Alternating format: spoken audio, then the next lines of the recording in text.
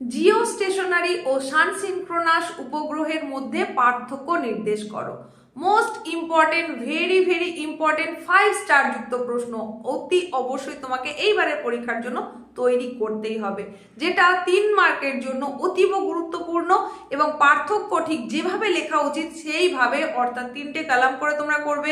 প্রথমে পার্থক্যের বিষয়, তারপরে যে যে বিষয়ের ওপর পার্থক্য নির্দেশ করতে বলা হয়েছে সেই দুটো বিষয়ের ছক করবে। তাহলেই এইভাবে যদি তুমি পার্থক্যটা করতে পারো, পরীক্ষকের কাছ থেকে কিন্তু সম্পূর্ণ নম্বরটা আদায় করতে পারবে। আরও সুবিধে রয়েছে। সুবিধাটা কি?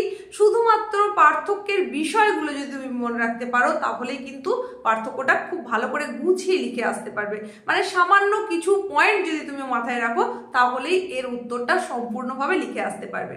এই প্রশ্নটা তো বললাম 5 স্টার যুক্ত প্রশ্ন, ঠিক তেমনি 5 স্টার যুক্ত 3 মার্কের অতীব গুরুত্বপূর্ণ একটা প্রশ্ন হচ্ছে বর্জ্য ব্যবস্থাপনায় শিক্ষার্থীর ভূমিকা আলোচনা করো। Very very very important question. তুমি ধরে নাও এইবারের পরীক্ষায় এই প্রশ্নটা হয়তো এসেই গেছে। তো এই যে গুরুত্বপূর্ণ প্রশ্ন দুটোর কথা বললাম, এই প্রশ্ন দুটোর মতোই আর ঠিক কোন কোন প্রশ্ন অতীব গুরুত্বপূর্ণ যেগুলো পরীক্ষার ঠিক আগের মুহূর্তে বা অন্তিম মুহূর্তে তোমাকে দেখতেই হবে 3 মার্কের জন্য, সেই প্রশ্নগুলো এই ছোট্ট উপস্থাপনায় এখন তোমাদের জানানোর জন্য হাজির হয়ে গেলাম আমি, তোমাদেরই এসপি ম্যাম। চ্যানেলে তোমাদের প্রত্যেককে জানাই স্বাগত।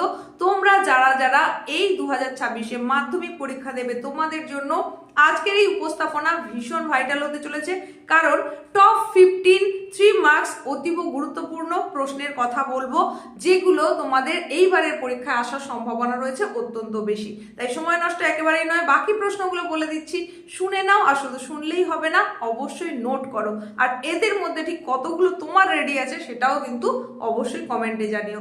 জেনে নাও পরবর্তী কোন প্রশ্নগুলো তোমাকে করতেই হচ্ছে। নেক্সট গুরুত্বপূর্ণ প্রশ্ন হচ্ছে ভূ বৈচিত্র্য সূচক মানচিত্রের 3টি ব্যবহার উল্লেখ করো। খুব গুরুত্বপূর্ণ 3 স্টার যুক্ত প্রশ্ন। এই রকমই গুরুত্বপূর্ণ একটা প্রশ্ন যেটা তোমাকে অতি অবশ্যই দেখতে হবে, সেটা হচ্ছে বর্জ্য ব্যবস্থাপনায় 4R পদ্ধতি সম্পর্কে যা জানো নিজের ভাষায় বিবৃত করো। এই যে প্রশ্নগুলোর কথা বলছি এগুলো কিন্তু 3 স্টার যুক্ত প্রশ্ন, আর এই প্রশ্নগুলো তোমাকে অতি অবশ্যই তৈরি করতে হচ্ছে। তো 3 মার্কের প্রশ্ন মূলত তোমাদেরকে কটা অ্যাটেন্ড করতে হবে? সেটা হচ্ছে 4টে। বিভাগ ঘতে তোমাদের এই প্রশ্ন আসবে 3 মার্কের জন্য, 4টে প্রশ্ন অ্যাটেন্ড করতে হবে, দেওয়া থাকবে তোমাদের 8টা প্রশ্ন। এইবার এক একটা দাগে প্রত্যেকটার অথবা হিসাবে 2টো করে প্রশ্ন থাকবে। তাহলে তোমাদের যে বিভাগ ঘয়ে বলছি প্রথমে 2টো প্রশ্ন থাকবে, মানে এটা অথবা এটা যে কোনো একটা করতে হবে। তো এই হিসাবে মোট 8টা প্রশ্ন থাকবে, প্রত্যেক দাগ নম্বর থেকে একটা করে কোশ্চেন তোমাকে অ্যাটেন্ড করতে হবে, মোট 4টে অ্যাটেন্ড করতে হবে। তাহলেই 12 নম্বর থাকবে তোমার হাতের মুঠোয়। আর এই 12 নম্বরের জন্য তোমাকে যে প্রশ্নগুলো রেডি করতেই হবে, এখন কিন্তু শুধুমাত্র সেই প্রশ্নগুলোর কথাই বলছি, অর্থাৎ 3 মার্কের অতি গুরুত্বপূর্ণ সম্ভাব্য প্রশ্ন।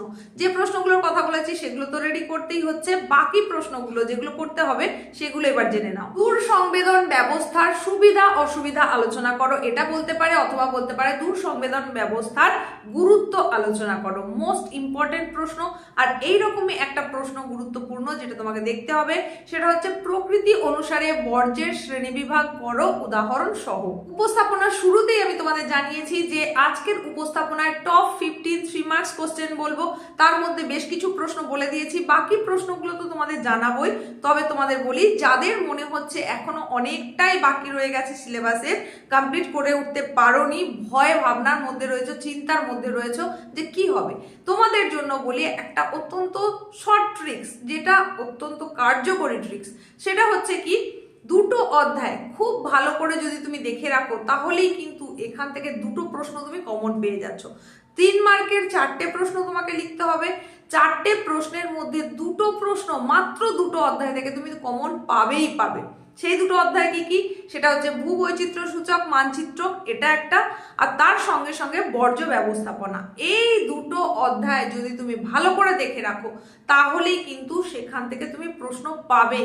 কারণ এই যে ভূবৈচিত্র্য সূচক মানচিত্র এবং উপগ্রহ চিত্র, এখান থেকে 2টো প্রশ্ন থাকবে, করতে হবে একটা। আবার বর্জ্য ব্যবস্থাপনা থেকেও দুটো প্রশ্ন থাকবে, করতে হবে একটা। তাহলে মাত্র দুটো অধ্যায় করেই কিন্তু তুমি এখান থেকে অবশ্যই 3-3-6 মার্ক কমন পেয়ে যেতে পারবে। তাই এই দুটো অধ্যায়ের ওপরে সব থেকে বেশি তোমাকে জোর দিতে হবে, যদি অনেকটা সিলেবাস এখনো তোমার বাকি থেকে থাকে। আর দুটো তার জন্যও তোমাকে বলে দেব, বাকিটা তুমি দেখতে থাকো উপস্থাপনা, তাহলেই তুমি সেটাও বুঝে যাবে যে কোন পোর্শন থেকে তোমার প্রশ্ন আসার সম্ভাবনা রয়েছে।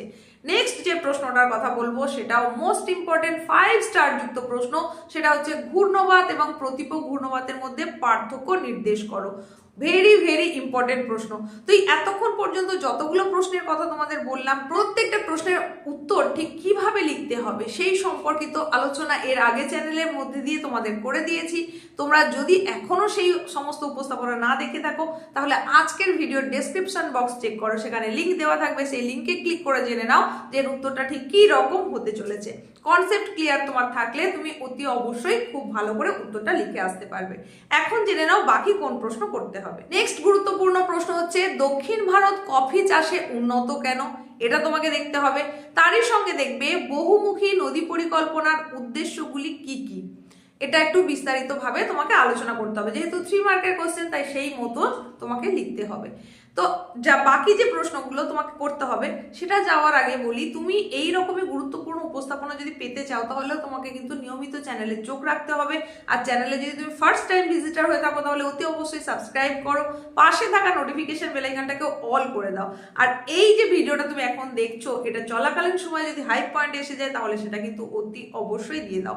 জেনে নাও বাকি প্রশ্ন। ভারতে পশ্চিম বাহিনী নদী মোহনায় বদ্বীপ গড়ে ওঠেনি কেন, এই প্রশ্নটা তোমাকে দেখতেই হচ্ছে। তারই সঙ্গে সঙ্গে দেখবে জলপথকে উন্নয়নের জীবন রেখা বলা হয় কেন।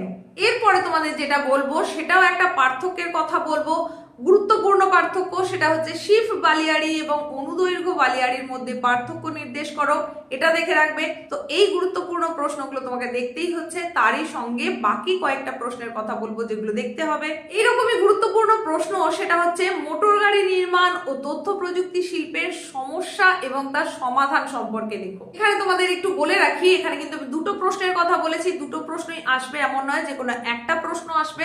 তাই গুরুত্ব বুঝে যেটাই আসুক না কেন, দুটো প্রশ্নই কিন্তু মোস্ট ইম্পর্টেন্ট, তাই বলে দিলাম। তো এইগুলো ভালো করে তোমাকে রেডি করে রাখতে হবে। আজকের উপস্থাপনার একেবারে শেষ অংশে আমরা চলেই এসেছি, মাত্র হাতে গোনা আর কয়েকটা প্রশ্নের কথাই বলবো যে প্রশ্নগুলো তোমাকে দেখতে হবে। তার মধ্যে অতীব গুরুত্বপূর্ণ হচ্ছে অ্যাক্টিভ সেন্সর এবং প্যাসিভ সেন্সরের মধ্যে পার্থক্য নির্দেশ করো। আগেই বলেছি ঠিক পার্থক্যটা কিভাবে লেখা উচিত, ঠিক সেইভাবেই কিন্তু তোমরা পার্থক্যটা দেওয়ার চেষ্টা করবে। আজকের উপস্থাপনার একেবারে শেষ প্রশ্ন, তবে সেই প্রশ্নে যাওয়ার আগে বলি, আজকের এই উপস্থাপনা সম্পর্কে বা অন্য কোনো বিষয় সম্পর্কে যদি তোমার কিছু জানার বা জানানোর থাকে, তাহলে অতি অবশ্যই কমেন্টে তুমি সেটা জানাতে পারো। আর নেক্সট উপস্থাপনায় তোমাদের জন্য যেটা নিয়ে চলে আসবো সেটা হচ্ছে একেবারে লাস্ট মুহূর্তের অন্তিম মুহূর্তের অতি গুরুত্বপূর্ণ 2 মার্কের প্রশ্নের সাজেশন। তাই সেটা পেতে কিন্তু তোমাকে চ্যানেলে চোখ রাখতে হবে।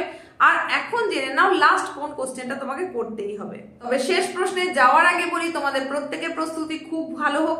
আগাম শুভেচ্ছা থাকলো আমার এবং চ্যানেলের তরফ থেকে। পরীক্ষা তোমাদের খুব ভালো হোক, প্রস্তুতি আরো অনেক বেশি উন্নত করো, যেটুকু সময় আছে সেটাকে কাজে লাগিয়ে নাও। আর যে প্রশ্নগুলোর কথা বললাম, প্রত্যেকটা প্রশ্ন অতি অবশ্যই তৈরি করে নাও। তো শেষ যে প্রশ্নটার কথা বলছি সেটা হচ্ছে সবুজ বিপ্লব সম্পর্কে যা জানো লেখো, এটা অতি অবশ্যই দেখে রাখতে হবে। এই ছিল আজকের উপস্থাপনা। দেখা হচ্ছে খুব তাড়াতাড়ি পরবর্তী উপস্থাপনায়।